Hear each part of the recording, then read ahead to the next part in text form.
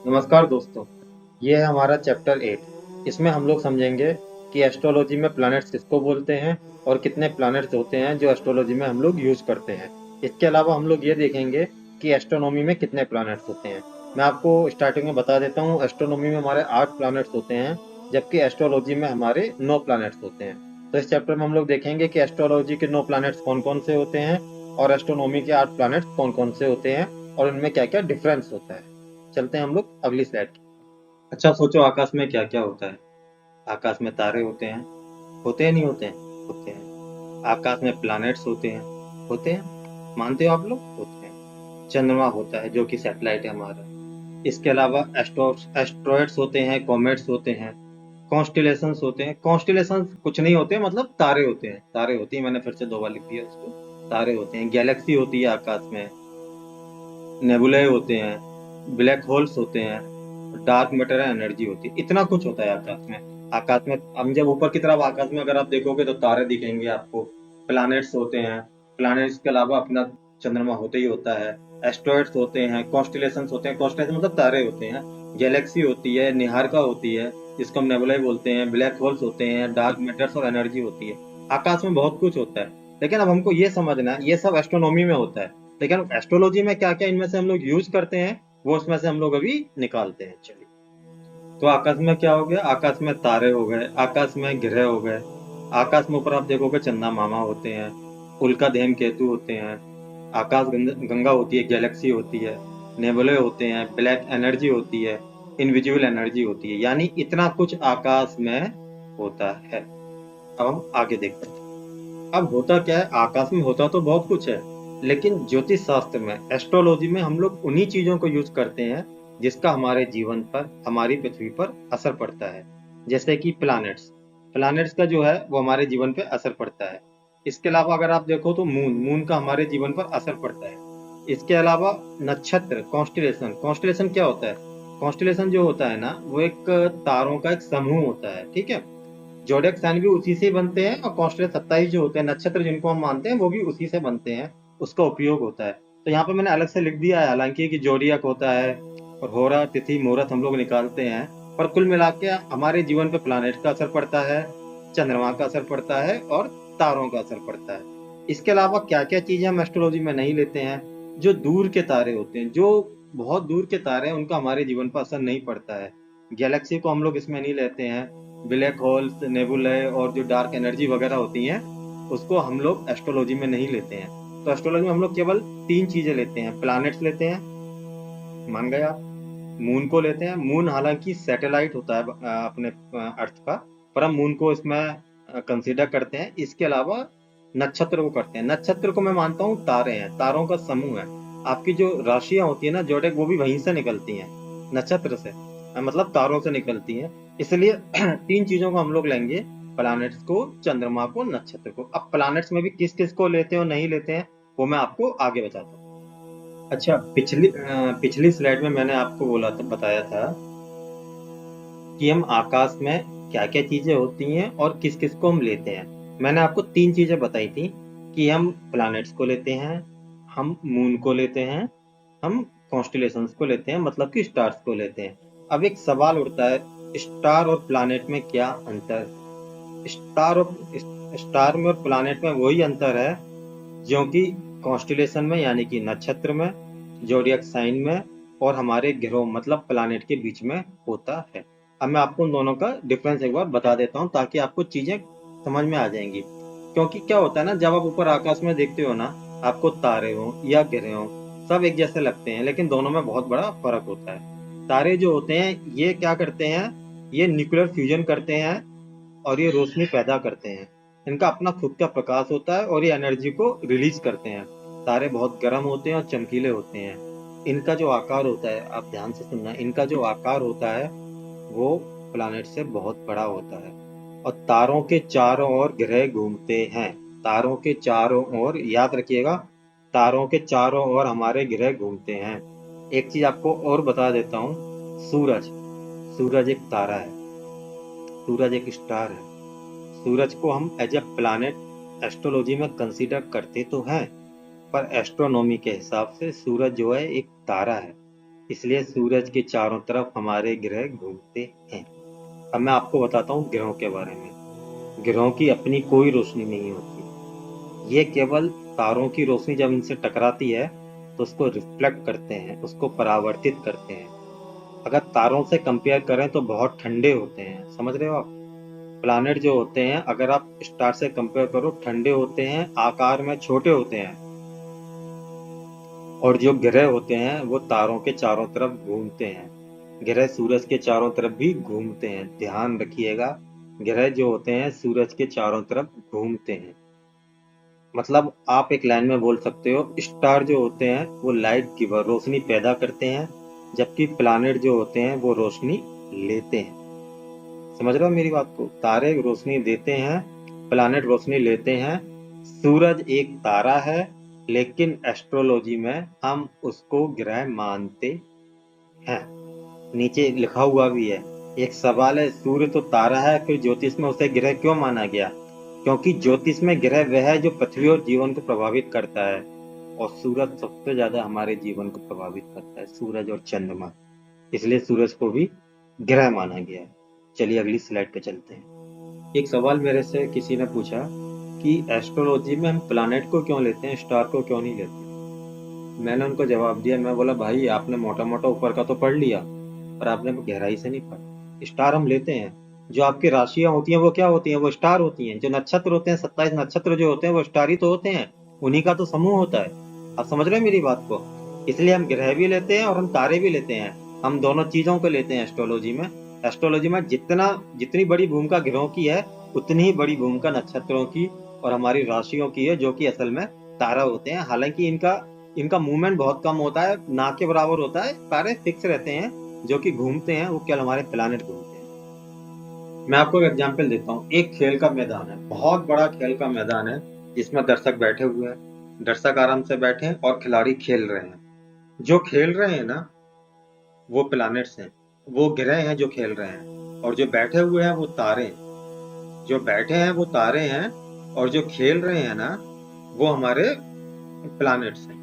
जो हमारे 9 प्लैनेट्स होते हैं। अभी 9 क्यों होते हैं और कौन कौन से होते हैं वो भी मैं आपको बताऊंगा। क्योंकि क्या होता है, राहु केतु अगर आप देखो तो एस्ट्रोनॉमी में नहीं होते हैं, एस्ट्रोलॉजी में होते हैं। सूरज जो होता है वो तारा होता है, लेकिन एस्ट्रोलॉजी में उसको मानते हैं। मून जो होता है वो हमारा पृथ्वी का सैटेलाइट है, लेकिन उसको भी हम ग्रह मानते हैं, जबकि पृथ्वी को हम उसमें कंसिडर ही नहीं करते। समझ रहे हो मेरी बात को आप। इसलिए कुल 9 कौन कौन से हमारे ग्रह होते हैं उसको भी मैं क्लियर करता हूँ बहुत अच्छी तरीके से आप लोगों को। एक विद्यार्थी का सवाल आया हमारे पास, गुरुजी एक चीज बताइए, एस्ट्रोलॉजी में तो कुछ और ग्रह होते हैं और एस्ट्रोनॉमी में कुछ और ग्रह होते हैं, तो ये चक्कर क्या है, इतना कंफ्यूजन क्यों है। तो मैं उनको एक चीज बताऊंगा। जो एस्ट्रोनॉमी होती है उसमें ग्रह का मतलब होता है, प्लैनेट का मतलब होता है जो सूरज का चक्कर लगाते हैं। आप समझ रहे हो, वो एस्ट्रोनॉमी कहती है। और जो हमारी एस्ट्रोलॉजी होती है उसमें ग्रह का मतलब होता है जो पृथ्वी और जीवन को प्रभावित करते हैं।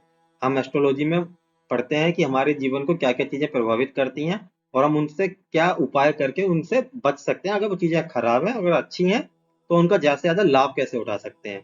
जबकि एस्ट्रोनॉमी शुद्ध मैथमेटिक्स हो गई, जिसमें जो सूरज का चक्कर लगा है वो ग्रह होते हैं। ये दोनों में अंतर है। फिर से मैं एक बार बता देता हूँ। एस्ट्रोनॉमी में ग्रह का मतलब होता है जो सूरज का चक्कर लगाते हैं। एस्ट्रोलॉजी में ग्रह का मतलब होता है जो पृथ्वी और जीवन को, हमारे जीवन को प्रभावित करते हैं। ये इन दोनों में मेन डिफरेंस है। अब देखो इसको, हमारे 8 ग्रह होते हैं। एस्ट्रोनॉमी में 8 ग्रह होते हैं। Mercury, Venus, Earth, Mars, Jupiter, Saturn, Uranus, Neptune. फिर से बोलता हूं मैं आपको। Mercury, Venus, Earth, Mars, Mars मतलब मंगल, जुपिटर, जुपिटर मतलब हो गया हमारा बृहस्पति, सैटर्न मतलब शनि, यूरेनस, नेपच्यून। 8 ग्रह होते हैं। ये जो 8 ग्रह होते हैं ये क्या होते हैं, ये 8 ग्रह सूरज का चक्कर लगाते हैं। और एस्ट्रोनॉमी में, खगोल विज्ञान में, हम 8 ग्रहों को मानते हैं। ठीक है। अब मैं बात करता हूँ एस्ट्रोलॉजी में क्या होता है। मैंने अभी आपको बताया एस्ट्रोनॉमी में क्या होता है। एस्ट्रोनॉमी में 8 ग्रह मैंने आपको बताए थे। अब हम बात करते हैं हमारे एस्ट्रोलॉजी में क्या होता है, जो कि आपके काम का है। एस्ट्रोलॉजी हमारे 9 ग्रह माने गए हैं। सूरज, सूरज एक तारा है, पर एस्ट्रोलॉजी में ग्रह है। चंद्रमा, चंद्रमा सैटेलाइट है पृथ्वी का, लेकिन एस्ट्रोलॉजी में ग्रह है। मंगल, मार्स, मार्स वहां पे भी और यहाँ पे भी है, एस्ट्रोनॉमी में भी है, एस्ट्रोलॉजी में भी है। बुध, बुध एस्ट्रोलॉजी में भी है, एस्ट्रोनॉमी में भी है। बृहस्पति दोनों में है। शुक्र दोनों में है। शनि दोनों में है। अब बात आती है राहु और केतु की। राहु और केतु वहां नहीं है, क्योंकि ये छाया ग्रह होते हैं। इनके बारे में मैं आगे आपको बताऊंगा, लेकिन ये एस्ट्रोलॉजी में होते हैं और इनकी बहुत बड़ी मुख्य भूमिका होती है। तो कुल मिला के मेरे 9 ग्रह हो गए जो मेरे एस्ट्रोलॉजी में होते हैं। सूरज, मैं फिर से बता रहा हूँ, सूरज मेरा एस्ट्रोलॉजी में होता है ग्रह, एस्ट्रोनॉमी में होता है तारा जिसके चारों तरफ बाकी के ग्रह घूमते हैं। चंद्रमा, चंद्रमा सैटेलाइट है पृथ्वी का, लेकिन इसको हम ग्रह मानते हैं एस्ट्रोलॉजी में। मंगल वहां भी, मंगल यहाँ भी। बुध वहां भी, बुध यहाँ भी। बृहस्पति वहां भी, बृहस्पति यहाँ भी।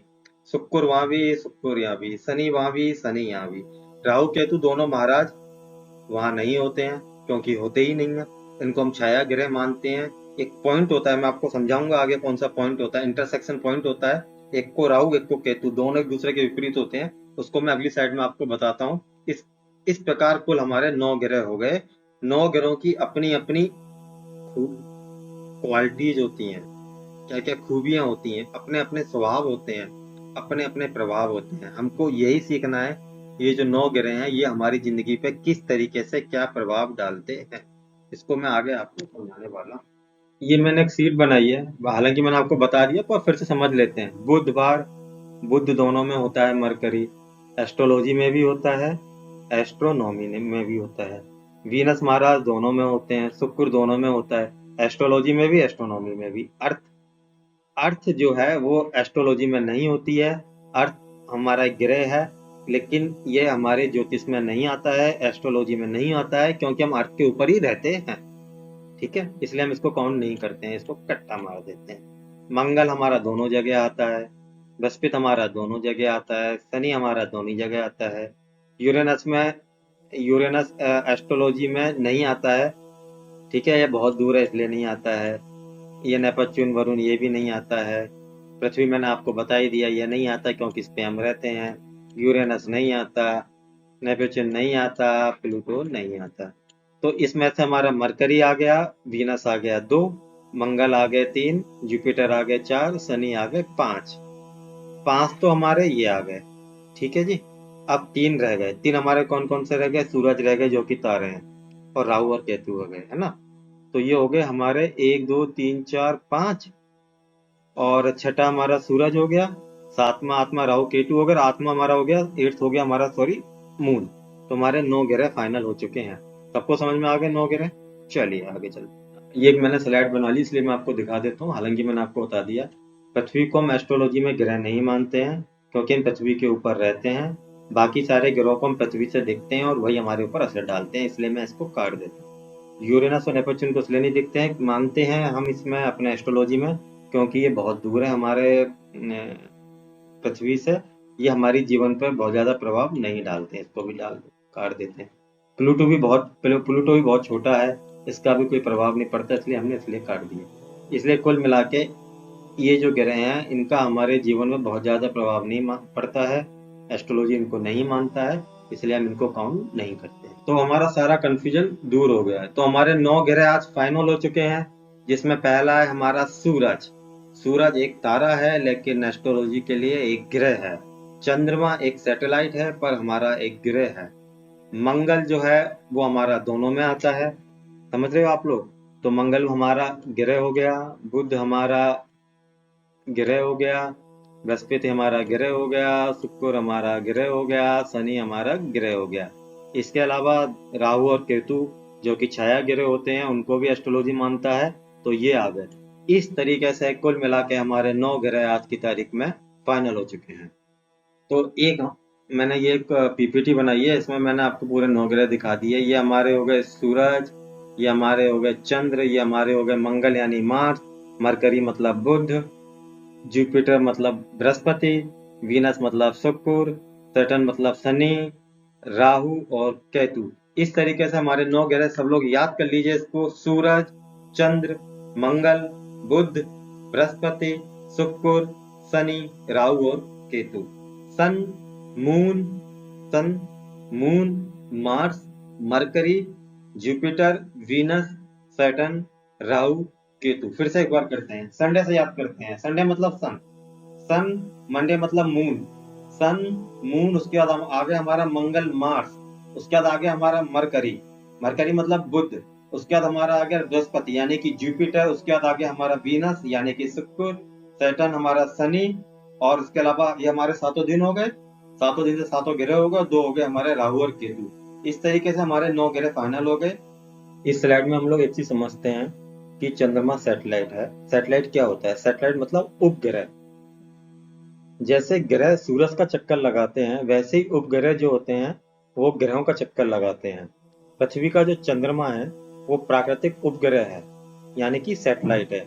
इसके अलावा इंसानों ने जो जीसैट, इनसैट ये सब बनाए हैं, इनको हम कृत्रिम उपग्रह बोलते हैं। ये भी सैटेलाइट्स होते हैं, आपने सुना ही होगा, है ना।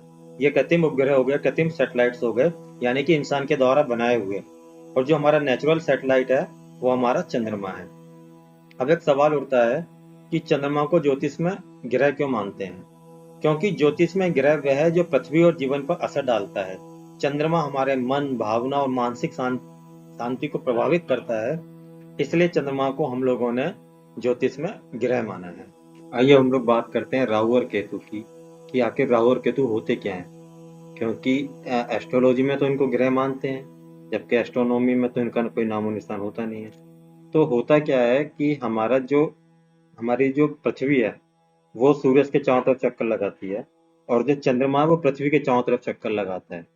तो जो पृथ्वी जो है सूरज के चारों तरफ चक्कर लगाती है, वो जो कक्षा होती है, जो वो पाथ होता है, जिसको हम अर्थ ऑर्बिट बोलते हैं। और जो हमारा चंद्रमा है, जो और वो जो पृथ्वी के चारों तरफ चक्कर लगाता है चंद्रमा, उसको हम लूनार ऑर्बिट बोलते हैं, जहाँ पे उन दोनों का इंटरसेक्शन होता है, जहाँ पे वो दोनों पॉइंट आपस में मिलते हैं, इंटरसेक्ट करते हैं। उनमें से एक को जो उत्तर नोड की तरफ होता है उसको राहु बोलते हैं, और जो दक्षिण नोड यानी कि साउथ नोड की तरफ होता है उसको केतु बोलते हैं। यानी उत्तर नोड वाला हो गया, नॉर्थ नोड वाला हो गया हमारा राहु, और साउथ नोड वाला हो गया केतु। अगली साइड में मैं आपको ना दिखा भी दूंगा किस तरीके से इसको करते हैं। राहु जो होता है वो भौतिकता, एम्बिशन, इल्यूजन, इसके लिए जिम्मेदार होता है। जबकि केतु जो होता है वो हमको स्पिरिचुअलिटी, डिटेचमेंट, मोक्ष, इस तरफ हम लोगों को खींचता है। इसके बारे में डिटेल में मैं आपको अगली स्लाइड में समझा देता हूँ। इसीलिए राहु और केतु को हम लोग छाया बिंदु बोलते हैं, और ये हमारे छाया प्लानेट होते हैं। अब आप यहाँ पर समझो, ये हमारा सूरज है, ये हमारी पृथ्वी है, और ये हमारा चंद्रमा है। अगर आप देखो तो ये जो कक्षा है इस पे घूमती है हमारी पृथ्वी। हमारी पृथ्वी इस तरह से सूरज के चारों तरफ चक्कर लगाती है, जबकि चंद्रमा पृथ्वी के चारों तरफ इस पे चक्कर लगाता है। ये आप देख रहे हो। पर जहां पर ये दोनों पॉइंट मिलते हैं, पिक्चर के हिसाब से यहाँ पे दोनों पॉइंट मिल रहे हैं, एक यहाँ एक ना। तो ये जो है ना, इसको हम बोलते हैं राहु, और ये हमारा हो गया केतु। नॉर्थ नोड हमारी हो गई राहु, और जो साउथ नोड है वो हो गई हमारी केतु। इन दोनों को हम लोग बोलते हैं राहु और केतु। फिर से मैं आपको बताता हूँ, अर्थ ऑर्बिट क्या होता है। अर्थ ऑर्बिट होता है अर्थ जिस रास्ते पर सूरज के चारों तरफ घूमे वो अर्थ ऑर्बिट हो गया। चंद्रमा जिस रास्ते पे पृथ्वी के चारों तरफ घूमे वो उसका लूनार ऑर्बिट हो गया। उन दोनों का जो इंटरसेक्शन पॉइंट होता है उसको नॉर्थ नोड और साउथ नोड बोलते हैं। नॉर्थ नोड को राहु बोलते हैं, और साउथ नोड को हम लोग केतु बोलते हैं। समझ में आ गया आपके? अच्छा, इस पिक्चर में आप एक चीज और भी देखोगे, ये जो ऑर्बिट दोनों है ना, उसमें ये जो ऑर्बिट है, ये जो पृथ्वी के चारों तरफ चंद्रमा जो चक्कर लगा रहा है, इसमें 5 डिग्री का ना टिल्ट होता है। और ये जो टिल्ट होता है ना, इसकी वजह से बहुत कुछ होता है। और क्या क्या होता है वो मैं आपको अगली स्लाइड में बताऊंगा। यहाँ आपको समझ में ये आ गया होगा राहु और केतु हम किसको बोलते हैं। ये जो हमारे मैथमेटिकल पॉइंट्स होते हैं इन्हीं को हम राहु और केतु बोलते हैं। इस स्लाइड में मैं आपको ग्रहण के बारे में मोटा मोटी बता देता हूँ क्या होता है। ग्रहण का मतलब होता है जब दो लोग आपस में बात कर रहे हो और तीसरा बीच में आ जाए, तो हम लोग बोलते हैं ना साला ग्रहण लग गया, वही ग्रहण होता है। सूरज और पृथ्वी के बीच में चंद्रमा आ जाए, सूरज और पृथ्वी के बीच में चंद्रमा आ जाए उसको हम सूर्य ग्रहण बोलते हैं। और सूरज और चंद्रमा के बीच में पृथ्वी आ जाए तो उसको चंद्र ग्रहण बोलते हैं। सूर्य ग्रहण मतलब सूरज दिखना बंद, चंद्र ग्रहण मतलब चंद्रमा दिखना बंद। एक चीज और ध्यान रखना, सूर्य ग्रहण मतलब सूरज दिखना बंद, पर सूर्य ग्रहण मतलब सूरज दिखना बंद तो है ही है, चंद्रमा भी दिखना बंद, क्योंकि सूर्य ग्रहण हमेशा अमावस्या के दिन होता है और अमावस्या के दिन ही सूरज और पृथ्वी के बीच में चंद्रमा आता है। ये चीज हमेशा ध्यान रखना, सूरज और पृथ्वी के बीच में चंद्रमा अमावस्या के दिन आता है और उसी दिन हमारा सूर्य ग्रहण होता है। सूर्य ग्रहण में हमारा चंद्रमा तो गायब हो गई होगा क्योंकि अमावस्या है, और साथ में जो है हमारा सूरज भी गायब हो जाता है। सूरज पूरी तरीके से गायब नहीं होता है, पार्शली होता है, क्योंकि सूरज बहुत बड़ा होता है, कहीं ना कहीं से निकट लाइट आई जाती है, फायर ऑफ रिंगी बन जाती है। समझ गया मेरी बात को। और चंद्र ग्रहण क्या होता है, चंद्र ग्रहण हमेशा पूर्णिमा वाले दिन होगा। चंद्र ग्रहण होगा तो पूर्णिमा वाले दिन होगा, तो उस केस में क्या होता है, पूर्णिमा को चंद्रमा पूरा दिखाई देता है, लेकिन चंद्र ग्रहण में चंद्रमा दिखना हमारा बंद हो जाता है। इन दोनों को मैं आगे ना पिक्चर से आपको समझाने की कोशिश करता हूँ, थोड़ा और आपको डिटेल में समझ में आ जाएगा। पर एक चीज आपको समझ में आ गई, सूर्य ग्रहण मतलब सूरज दिखना बंद, साथ साथ सूर्य ग्रहण में चंद्रमा भी नहीं दिखता क्योंकि वो अमावस्या के दिन होता है, और चंद्र ग्रहण का मतलब चंद्रमा दिखना बंद, और चंद्र ग्रहण पूर्णिमा के दिन होता है। अगर चंद्र ग्रहण ना हो तो हमको पूरा उस दिन चंद्रमा दिखेगा, लेकिन चंद्र ग्रहण के कारण हमको चंद्रमा दिखना बंद हो जाता है। ग्रहण कोई भी पड़े, चंद्रमा तो हमको दिखना ही नहीं, चाहे सूर्य ग्रहण हो चाहे चंद्र ग्रहण हो, चंद्रमा तो हमेशा छिप जाएगा, क्योंकि चंद्रमा की अपनी कोई लाइट तो होती नहीं है, सूरज की लाइट लेता है वो। समझ गए आप लोग। इसलिए चंद्र ग्रहण का मतलब हो गया हमारा चंद्रमा दिखना बंद, और सूर्य ग्रहण का मतलब हो गया सूर्य दिखना बंद। सूर्य तो पार्शली नहीं दिखता, थोड़ा बहुत दिखता ही है वो, पर चंद्रमा हमको अमावस्या की वजह से वो भी नहीं दिखता। आप सूर्य ग्रहण को यहाँ से समझ सकते हो। आप ये देखो, ये हमारा सूरज है, ये हमारी पृथ्वी है, बीच में आ गया हमारा चंद्रमा। और जब चंद्रमा हमारा बीच में आ गया तो आप देखोगे कि पार्शियली यहाँ तो अंधेरा छाएगा ही छाएगा, क्योंकि अमावस्या वाले दिन ये पड़ता है हमारा, तो यहाँ पे तो रोशनी नहीं है, तो हमको अर्थ से सूरज तो चंद्रमा तो दिखेगा ही नहीं। और सूरज भी जो है ना वो पार्शियली दिखेगा, बीच का हिस्सा नहीं दिखेगा, चारों तरफ को हमको हल्का फुल्का दिखेगा। वो भी तीन तरीके के होते हैं, दो तीन तरीके के। एक तो टोटल सोलर इक्लिप्स हो गया, सूरज पूरे ही ढक जाता है। दूसरा हमारा पार्शियल हो गया, कुछ हिस्सा ढक जाता है। तीसरा हमारा एनुलर सोलर हो गया, उसमें बीच का हमारा हिस्सा ढक जाता है और चारों तरफ को हमारा हिस्सा दिखता है, जिसको हम रिंग्स ऑफ फायर भी कहते हैं। तो ये तो हमारा सूर्य ग्रहण हो गया, ठीक है। अब चंद्र ग्रहण में क्या होता है, सूरज और मून के बीच में, चंद्रमा के बीच में पृथ्वी आ गई। उससे क्या होगा, उससे जो हमारा चंद्रमा है वो बिल्कुल ही दिखना बंद हो जाएगा, उस पर रोशनी बिल्कुल नहीं आएगी, इसको हम चंद्र ग्रहण बोलते हैं। और ये पूर्णिमा के दिन होता है, तो पूर्णिमा को तो पूरा पूरा दिखना चाहिए था, लेकिन ग्रहण की वजह से चंद्रमा हमको बिल्कुल नहीं दिखता है। इसको भी हम तीन तरीके से लेते हैं, टोटल लूनर इक्लिप्स हो गया, पार्शियल हो गया, और पेनुम्ब्रल लूनर इक्लिप्स हो गया, जितना चांद हल्का फुल्का दिखता है। अच्छा, यहाँ पे हम लोग समझते हैं, मैंने आपको बताया था पहले ना कि एक टिल्ट के बारे में बताया था, 5 डिग्री टिल्ट जो होता है, जो हमारा अर्थ ऑर्बिट और जो लूनर ऑर्बिट होता है ना, उसके बीच में 5 डिग्री का टिल्ट होता है। अब इस टिल्ट से क्या होता है आप ये समझिए। आपने देखा ग्रहण, ठीक है, ग्रहण कब पड़ते हैं आपको मालूम पड़ गया, जब हमारा पृथ्वी और सूरज के बीच में हमारा चंद्रमा आ जाए तो हमारा सूर्य ग्रहण हो जाता है।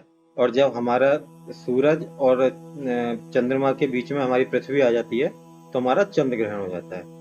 अगर वो टिल्ट ना हो तो क्या होगा, उस केस में ना हर अमावस्या को आपका सूरज ग्रहण पड़ेगा और हर पूर्णिमा को आपका जो है ना चंद्र ग्रहण पड़ेगा।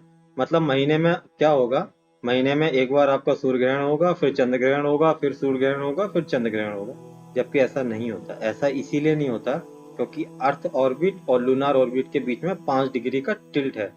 उस टिल्ट की वजह से कई बार हमारे सूरज, चंद्रमा और पृथ्वी एक ही लाइन में नहीं आती हैं, और उसकी वजह से ग्रहण नहीं होता। ग्रहण तभी होता है जब तीनों एक ही लाइन में होते हैं। यानी कि इस टिल्ट की वजह से महीने में 2 बार सूर्य ग्रहण और चंद्र ग्रहण नहीं पड़ते, वो तभी पड़ते हैं जब वो तीनों लाइन में होते हैं। अब इस सवाल है, हमको कैसे मालूम पड़ेगा सूर्य ग्रहण और चंद्र ग्रहण कब होगा। ये बात हमको एस्ट्रोनॉमी से मालूम पड़ती है। एस्ट्रोनॉमर जो होते हैं वो कैलकुलेशन करके हमको बताते हैं कि कब सूर्य ग्रहण पड़ेगा और कब चंद्र ग्रहण पड़ेगा। तो इस तरीके से आपको ये भी समझ में आ गया कि वो 5 डिग्री का जो टिल्ट होता है उसकी वजह से क्या होता है। ये मैंने आपको बताया, सूर्य ग्रहण क्या होता है मैंने आपको बताया, चंद्र ग्रहण क्या होता है मैंने आपको बताया। इसके अलावा मैंने आपको राहु केतु बता दिए। इसके अलावा मैंने आपको 9 ग्रह जो होते हैं हमारे वो बता दिए। एस्ट्रोलॉजी में 9 ग्रह हमारे कौन कौन से होते हैं और क्यों होते हैं, और एस्ट्रोनॉमी में हमारे जो प्लैनेट्स होते हैं वो कौन कौन से होते हैं। तो आपकी समझ में ये आ गया होगा कि एस्ट्रोलॉजी के जो 9 ग्रह होते हैं उसमें से कुछ वास्तव में ग्रह नहीं होते हैं, पर उसको एस्ट्रोलॉजी में हम लोग एज ए ग्रह मानते हैं। तो कुल मिला के सारी चीजें आपको अब तक क्लियर हो चुकी हैं। चलिए अब आगे चलते हैं। ये इस चैप्टर का हमारा आखिरी पीपीटी है। इसमें हम लोग देख लेते हैं मॉडर्न वर्सेस ट्रेडिशनल एस्ट्रोलॉजी में एक बार डिफरेंस देख लेते हैं। जो हमारी ट्रेडिशनल वैदिक एस्ट्रोलॉजी है जो मैं आपको सिखा रहा हूँ, उसमें हमारे 9 ग्रह होते हैं: सूर्य, चंद्र, मंगल, बुध, गुरु, शुक्र, शनि, राहु और केतु। नंगी आंखों से दिखने वाले ग्रह प्लस हमारे राहु केतु, कुल मिला के हमारे 9 ग्रह हो गए। ठीक है। और इसका जो सिस्टम है हजारों साल पुराना है। अर्थ सेंट्रिक अप्रोच है हमारी, क्योंकि हम लोग पृथ्वी पर रहते हैं। जबकि जो मॉडर्न वेस्टर्न एस्ट्रोलॉजी है, उसमें वो लोग कभी कभी यूरेनस, नेपच्यू, प्लेटो को भी शामिल करते हैं। टेलीस्कोप की खोज के बाद नए ग्रहों को ऐड किया। सन सेंट्रिक अप्रोच है। वो लोग अलग तरीके से करते हैं, हम लोग कुछ अलग तरीके से करते हैं। फिलहाल हम लोग वैदिक एस्ट्रोलॉजी सीख रहे हैं, तो मैं आपको ट्रेडिशनल एस्ट्रोलॉजी जो है हमारी, मैं आपको उसी तरीके से सिखाऊंगा। चलिए हम लोग नए चैप्टर की तरफ मूव करते हैं। जब तक के लिए नमस्कार।